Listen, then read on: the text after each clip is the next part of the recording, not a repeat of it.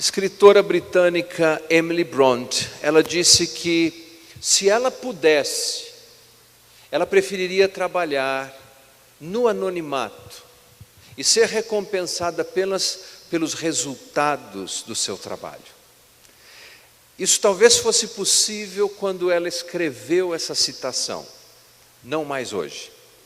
Não mais depois do advento das redes sociais, não mais depois do Instagram, depois do Twitter, depois do Facebook, não mais. Aliás, algumas pesquisas mostram que as pessoas preferem deixar a comida esfriar no prato, enquanto tentam tirar uma foto com o melhor ângulo possível para registrarem no Instagram, ao invés de comerem um prato quentinho.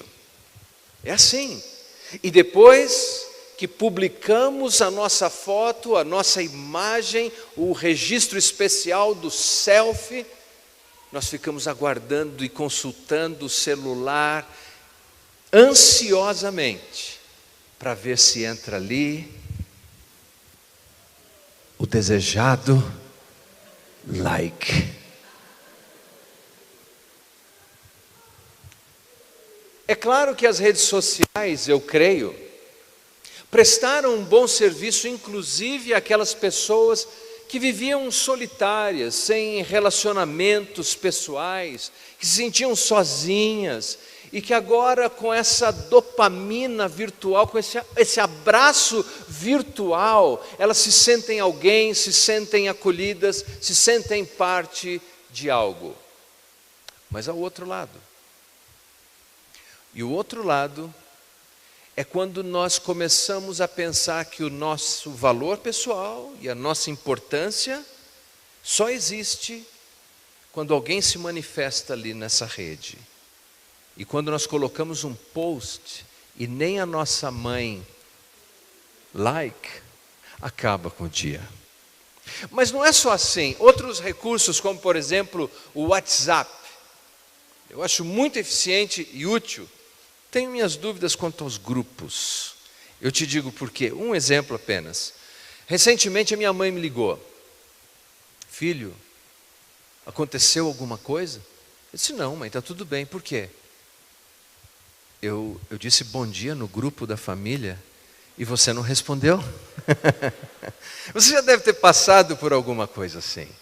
E aí é que é o problema quando nós começamos a avaliar o nosso valor de uma maneira que todos nós lidamos hoje, que é uma espécie de narcisismo estimulado. O nosso tempo, e eu e você, não precisamos de mais narcisismo. Nós precisamos de heroísmo. E nós precisamos de um heroísmo de fé. De quem entende que o seu valor é estabelecido por quem Deus diz que nós somos. É aí que tudo faz diferença em nossas vidas.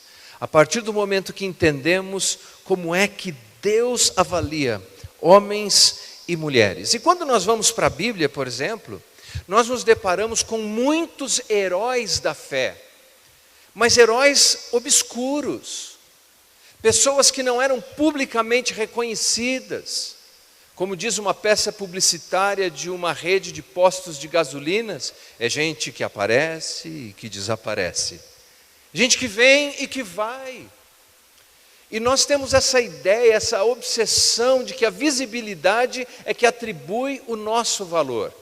Quando eu era apenas um menino, eu ouvia os adultos conversarem, os meus pais dizerem que, por exemplo, o relógio, aquele despertador, lembram dele? Mecânico, de mola dentro, que você girava para ele. Alguns aqui lembram, não é? E existia, viu, os adolescentes, existia uma máquina dessa, alta tecnologia. E eu ouvia os adultos dizendo que se você desmontasse um despertador desses, você podia montar um robozinho com as peças e o relógio continuaria funcionando. Mentira. Eu tentei. Não, não, não, não, não, não. Cada pequena engrenagem dentro daquele relógio era importante, tinha valor. Não apenas os grandes ponteiros que ficavam do lado de fora, pintados num verde fosforescente que aparecia no escuro. Não apenas eles. As pequenas engrenagens, que ninguém sequer sabia que existia. Elas tinham um grande valor. E a Bíblia é repleta desses exemplos. Você não precisa abrir ainda. No segundo livro de Samuel, no capítulo 23, você pode anotar, no versículo 8, ouvimos falar de Adino. Adino foi um dos grandes valentes do rei Davi. E ele sozinho enfrentou 800 soldados dos filisteus, do exército adversário, de cananeus, e venceu a todos eles. Um homem espetacular, mas quantos de nós ouviu falar de Adino? Quantos filmes foram produzidos, ou peças publicitárias, ou livros serão escritos? Mas ele foi muito importante no reino de Deus. Ele foi muito importante no seu apoio ao renomado rei Davi. O que dizer ainda de Eleazer? Eleazer está em 2 Samuel, capítulo 23, versículos de 9 ao 10. Ele foi um outro valente de Davi. E ele lutou, certa ocasião, com tamanha intensidade, empunhando a sua espada, que diz-nos a história que quando ele terminou, ele não conseguia abrir a mão. Ele não sentia a mão, Julie. É igual quem fica com a VAP o dia inteiro na mão, Julie. Piada interna aqui. Ele não conseguia sequer abrir. Imagine, mas quantos de nós ouvimos falar dele? E poderíamos continuar a lista. A viúva de Serepta. Ela alimentou um profeta faminto. Mas qual é o nome dela? Quem é ela? Nós não sabemos. Ela é uma pessoa anônima. Ou o que dizer daquele jovem, talvez um garoto, um pré-adolescente, que estava no grupo que seguia a Jesus, e quando a multidão estava faminta, e os discípulos não sabiam como poderiam fornecer alimento àquelas pessoas, o garoto apanhou a sua lancheira de casa, com pães e peixes, e entregou a Jesus, e Jesus agradeceu, multiplicou e alimentou uma multidão inteira. Qual o nome daquele jovem? Qual o nome daquele garoto? Nós não sabemos, mas ele foi muito importante no reino de Deus. A vida é desse jeito. Você tem valor porque Deus te atribui valor. E a maior prova do seu valor não é a sua carreira, não é a sua posição, não é o seu status, não é a sua visibilidade. A maior prova do seu valor é a cruz de Cristo. Porque se existisse nesse planeta apenas você, Jesus teria morrido na cruz por você. Esse é o seu valor. E nessa noite eu quero compartilhar com vocês que mesmo quando ninguém vê aparentemente, ou ninguém valoriza o que nós fazemos, o que você faz em casa, ou no seu trabalho, ou na sua escola, ou na sua igreja, ninguém vê, parece que há uma grande invisibilidade. Na rede social celestial, o grande polegar de Deus está para cima. Deus aprecia você, Deus aprecia quem você é, Deus aprecia o que você faz para a glória dele. É no livro de Juízes que nós encontramos a história de um homem, de um herói, obscuro, mas não sem importância. Abra sua Bíblia, por favor, em Juízes capítulo 3. Nós vamos ler o capítulo 3, depois vamos ler o capítulo 5.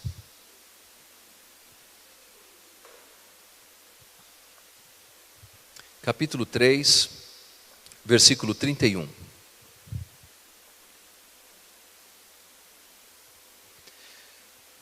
Se você encontrou, por favor, diga amém. Depois de Eude, veio Sangar, filho de Anate, que matou 600 filisteus com uma aguilhada de bois. Ele também libertou Israel. Agora capítulo 5, versículos 6 ao 8.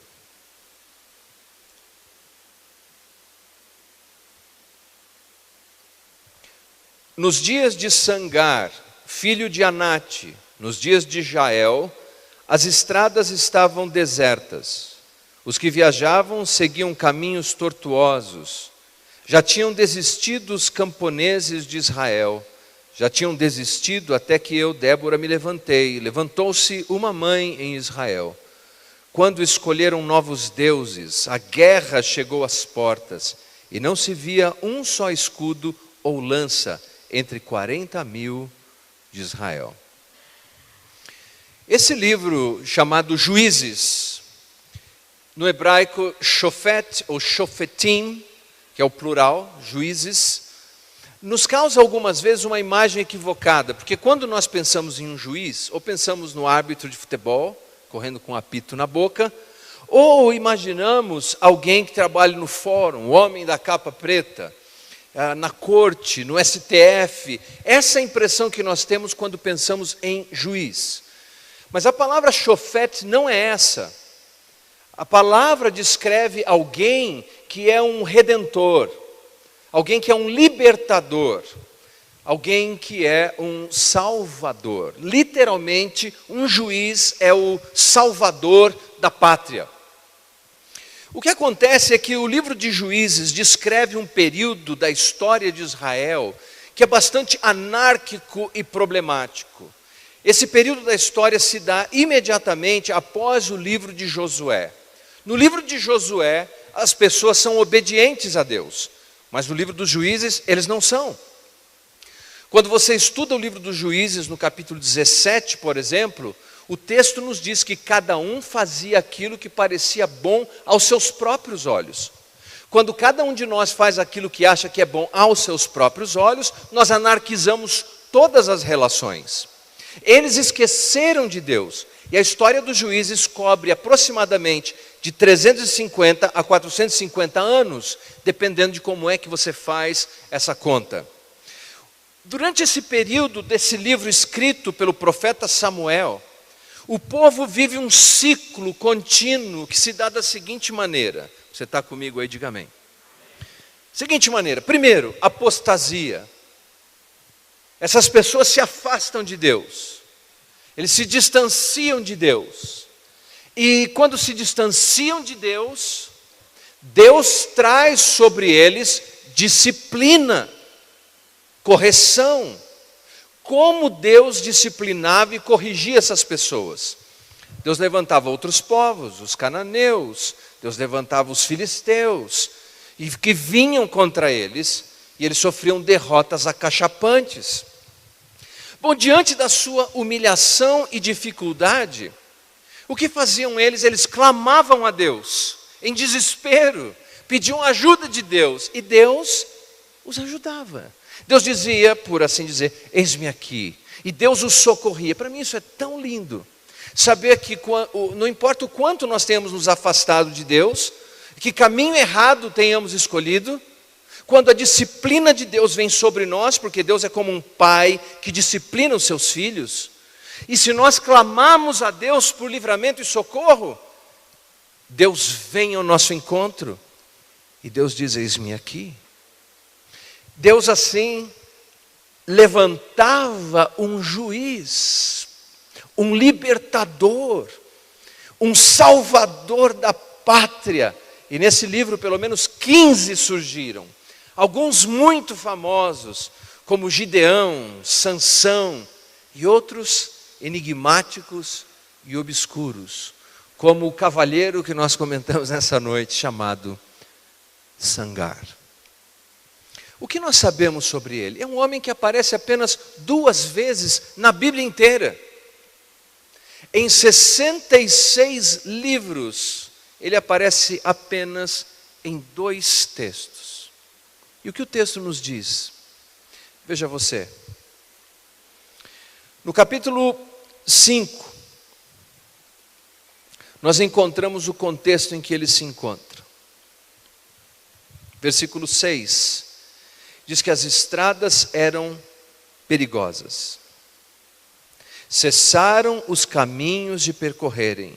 Os que andavam por veredas iam por caminhos torcidos.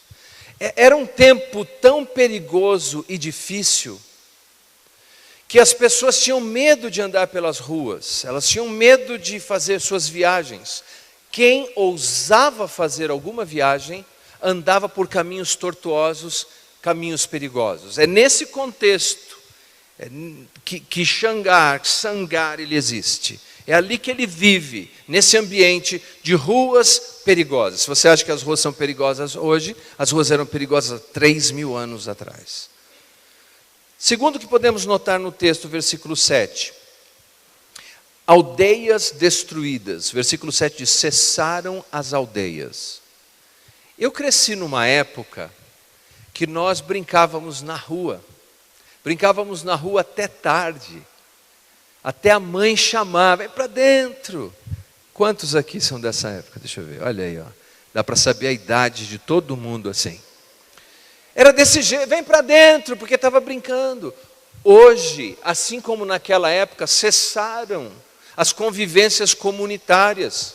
Nós temos que viver em condomínios que são lindos, mas são cercados por muros imensos, com arames farpados no topo. E nós temos medo se os nossos filhos estão brincando na rua ou não estão. É um outro mundo. Cessaram as convivências comunitárias. Antes, nós nos encontrávamos na rua e as pessoas, mesmo sem saber quem era o outro, desejavam um bom dia, davam um sorriso para o outro. Hoje, os nossos relacionamentos e o nosso medo do outro é tão intenso que entrar dentro de um elevador é uma experiência sepulcral. Não tem nada mais constrangedor e desagradável do que estar dentro de um elevador. 7, por favor. É horrível. Nós nos transformamos em estátuas de ceras que não se relacionam. Sangar vive num tempo assim há 3.000 anos. Mas não para por aí. Versículo 8 nos diz assim: escolhia deuses novos. Novos Elohims, novos deuses, idolatria. Nós temos a tendência de pensar idolatria religiosa, com templos e altares, mas existe uma outra idolatria social, em que idolatramos coisas, status, pessoas, marcas, roupas, perfumes, apreço, likes. O problema é que quando temos algum ídolo, a minha carreira me dá o meu significado, os meus negócios dão o meu significado, isso se transforma num ídolo, e o ídolo pede muito de todos nós e nos devolve muito pouco. Um pai que idolatra um filho vive uma miséria de alma, é ou não é?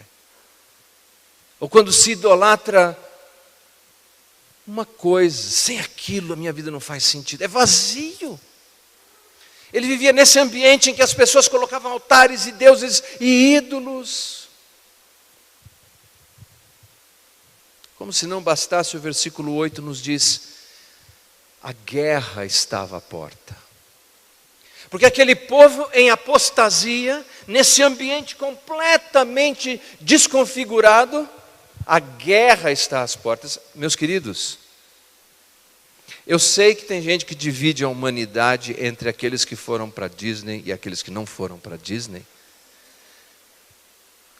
Mas a vida não é a Disneyland, a vida não é o Epcot Center, a vida não é o Beto Carreiro, a vida não é um grande parque de diversões. A Bíblia define viver como uma batalha, como uma guerra. A Bíblia define que eu e você estamos numa guerra. E todos os dias você tem uma batalha para enfrentar. Todos os dias você tem uma luta para enfrentar. E você precisa entender isso, que você deveria estar regimentado, uniformizado, aparatado e pronto para enfrentar as suas lutas e as suas batalhas e a sua guerra.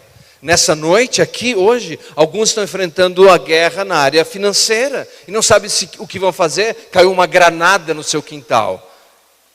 Outros estão enfrentando problemas de relacionamento, o seu relacionamento está por um fio. Outros de saúde, sabe lá o que vai acontecer amanhã. Outros estão enfrentando problema com os filhos. Você olha e fala, mas esse problema com os meus filhos não se resolvem, continuam sempre os mesmos. É uma guerra. É uma guerra. Não é um passeio. Não é um parque de diversões. Era essa consciência que Sangar tinha. É a guerra está à porta.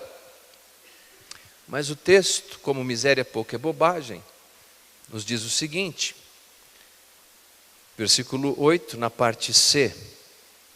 Dependendo da tradução, você tem uma pergunta retórica ou você tem uma afirmação. E a afirmação é a seguinte, que existia um escudo e uma espada para cada 40.000 homens em Israel. Quer dizer, para cada 40.000 homens tinha um escudo, uma espada. É guerra e eles estão desarmados. Já imaginou isso?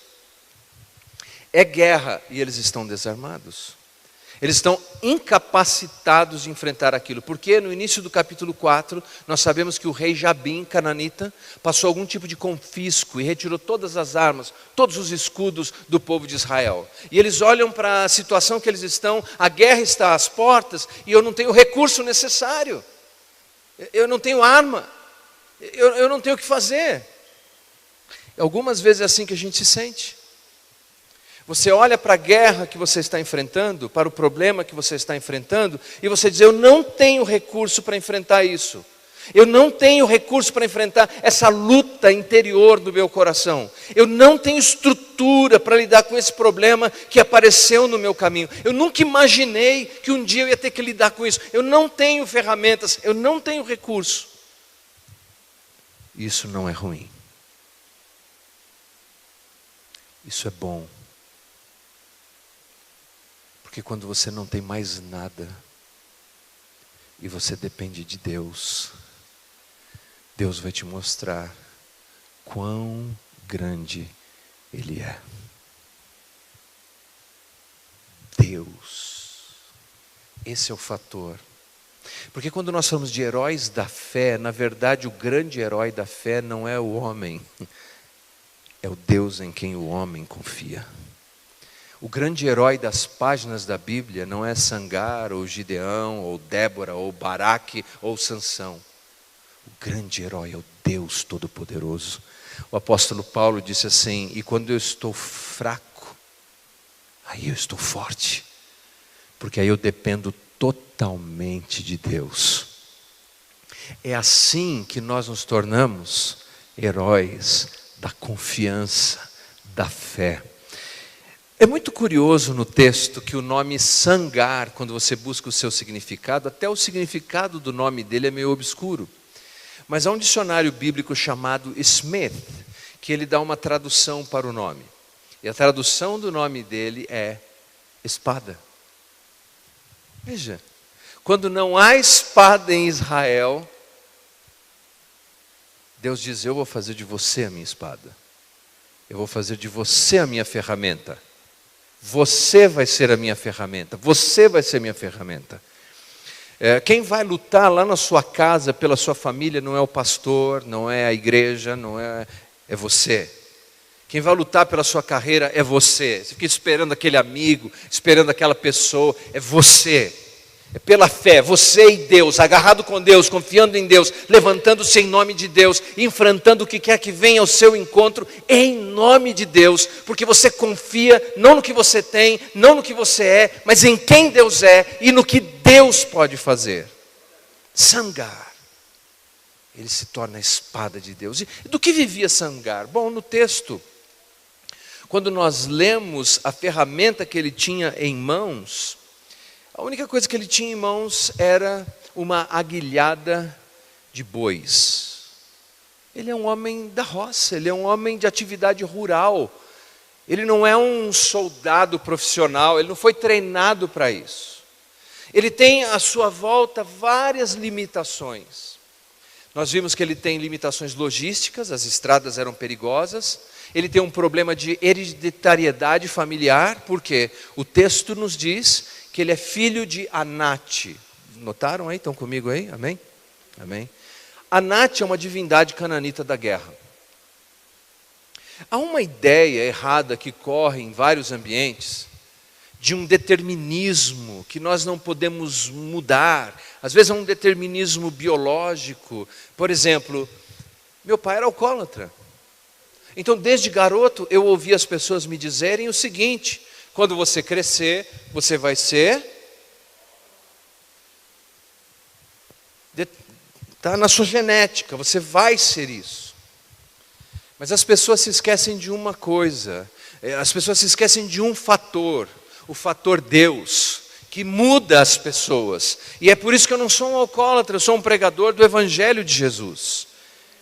As pessoas olham e dizem que há um determinismo. Por exemplo, há uma certa obsessão no nosso tempo com uma teoria chamada maldição hereditária. É uma maldição que pincharam lá no teu tataravô e vai perseguir você. Deixa eu lhe dizer uma coisa: qualquer que seja a maldição, com M maiúsculo, ela foi liquidada na cruz de Cristo. E é ali que nós podemos ser novas pessoas. Não importava qual era a historicidade dele, a hereditariedade de Sangar. Ele podia ser novo, diferente do seu tataravô, do seu bisavô. Ele poderia ser a espada de Deus. E é isso que nós podemos ser. Não importa a sua história, não importa o que disseram, não importa o que falaram, não importa quando você olha para trás no retrovisor e vê quantas coisas ruins existem ali, te puxando para baixo, te colocando para trás. O que importa é a cruz de Cristo em seu favor e o que Deus diz a seu respeito. Somos heróis da fé, porque mesmo as pessoas pequenas e anônimas podem ser heróis da fé. O texto nos diz mais. Nessa situação em que ele luta contra a limitação logística, limitação bélica, não há armas, limitação familiar, problemas de hereditariedade, ali está esse homem da área rural que apanha a sua aguilhada de boi, que era uma vara de 2,5 metros de altura, por uns 15 centímetros, ele devia ter uma mãozona para segurar, e que na ponta tinha um objeto perfurante para dar uma cutucada no boi, e na outra ponta uma chapa que servia para limpar a roda de um arado, por exemplo, um equipamento da roça. Ele trabalhou com isso todos os dias. Era isso que vinha nas mãos dele e ele se dedicava àquilo. Imagina se ele detestasse: eu não gosto do meu trabalho, eu não vou fazer isso, eu vou deixar. Agora chegou a hora de usar a única coisa que Deus está disponibilizando, é esse aguilhão. Deixa eu te contar, quando eu viajei para a Tailândia, me convidaram para fazer um passeio de elefante. E tinha um rapaz que chegou lá, e ele era, como é que eu chamaria? Piloto de elefante, não sei. Ele era um homenzinho pequenininho assim, olha, não estou exagerando, pequenininho. E quando eu cheguei, como toda pessoa que viaja, eu venho me aproximando com coco, né, uma água de coco na mão, e o rapazinho baixinho lá me pediu a água de coco, achei que ele ia segurar para eu subir no elefante. Ele pegou aquele coco, deu para o elefante, que agarrou com a tromba e mastigou aquilo como se fosse pipoca. E eu pensei na hora, falei: esse animal é muito forte, esse bicho é forte demais, como é que esse homenzinho aí vai dar conta? Naquele homenzinho tinha um aguilhão, na ponta do aguilhão um espeto, na outra tinha um gancho, e meu amigo, ele pilotava aquele elefante que só não voou porque não era o Dumbo. Ele levava aquele bicho aonde ele queria com aquele aguilhão. Sangar tinha o seu aguilhão. E chegou o dia em que não tinha espada, não tinha escudo, as ruas eram perigosas, mas os adversários chegaram. Muitas pessoas desistiram, fugiram. Mas Sangar saiu com a única coisa que tinha em mãos. E a Bíblia nos diz que ele lutou. Ele não era um soldado, ele era da roça.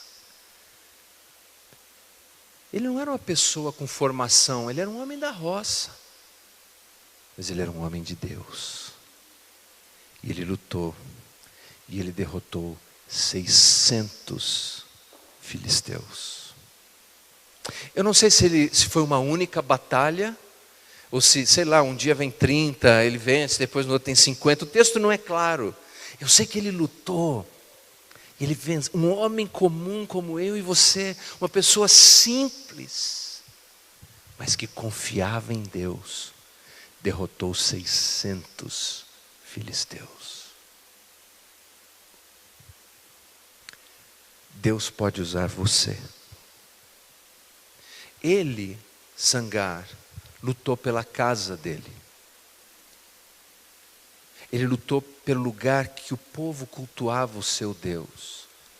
Ele lutou pelo seu país. E você?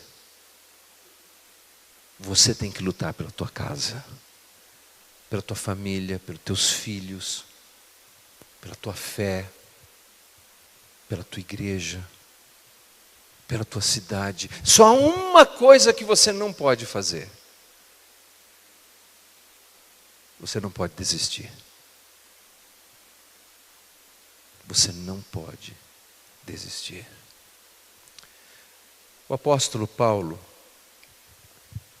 quando escreve a sua última carta ao seu aprendiz, jovem aprendiz Timóteo, Paulo sabia que o seu ministério, e mais do que isso a sua vida, chegara ao ocaso, ao fim, ele seria executado. E ele escreve na sua segunda carta a Timóteo, no capítulo 4, versículo 7, as seguintes palavras: combati o bom combate, acabei a carreira, guardei a fé. Meus queridos, é isso que é requerido de cada um de nós a cada dia. Que nós continuemos a nossa batalha. Você não pode desistir. Você tem que continuar a sua batalha. Talvez você não tenha na mão um aguilhão, mas você tem alguma outra coisa, a sua voz, a sua criatividade, o seu carinho, a sua personalidade, os dons que Deus colocou na sua vida. E você precisa confiar em Deus. Porque o grande herói no final do dia é Ele. É ou não é? É Ele. E eu quero convidar você nessa noite a pensar assim: eu nem sabia quem era o Sangar, se ele pode, eu também. O João, o Zé, o Leandro, o Pedro, a Maria. Você pode, mas não pode desistir. Tem uma história que eu me lembro que o pastor Ivan Espíndola de Ávila, ele já falecido, está com Jesus, ele contava essa história, e de tempos em tempos eu me lembro dessa história. Um homem está no ponto de ônibus, e aí vem dois garotos correndo. E o homem que está no ponto pergunta: meninos, o que vocês estão fazendo? E os meninos respondem: nós estamos brincando de ônibus, nós somos o pneu da frente. E vão embora. Daqui a pouco vem um garoto correndo. E o homem do ponto fala: menino, o que você está fazendo? Eu estou brincando de ônibus. Ah, mas seus colegas já foram. Não, eu sou o motorista. E vai correndo. Daqui a pouco vem mais dois garotos correndo. E o homem pergunta: menina, você está brincando do que aí? Eu estou brincando de ônibus. Ah, mas já foi a roda da frente, já foi o motorista. Não, nós somos as rodas de trás. E dali a pouco, depois de alguns minutos, vem um menino pequenininho, correndo, ofegante, com dificuldade. E o homem diz: menino, o que você está fazendo? Ele falou: eu estou brincando de ônibus. Você está brincando de ônibus? O ônibus já passou, a roda da frente já foi, o motorista já foi, a roda de trás já foi. O que você é? Ele falou: eu sou a fumacinha, eu sou a fumacinha, fumacinha. Nós temos 2 ônibus que atendem um projeto fazendo diferença. 90 e tantas crianças, todos os dias. De manhã, quando não sai a fumacinha daquele ônibus, o ônibus não anda. Não tem projeto. As crianças não são alcançadas. Porque até a fumacinha é importante. Tem valor. Você pode estar hoje aqui. Você não é o ponteirão do relógio fosforescente, brilhando. Você é uma engrenagem importante na tua família, na tua igreja, nessa sociedade. Talvez você se sinta só uma fumacinha. Ah, mas você é tão importante. Deus deseja tanto usar a sua vida. E se você é apenas essa fumacinha, louve a Deus, confie em Deus, seja um instrumento nas mãos de Deus. Diga: Senhor, eu só posso ser herói da fé, eu só posso ser herói de confiar em Ti, porque não tenho mais nada além da esperança de que o Senhor pode tudo. Vamos nos colocar em pé.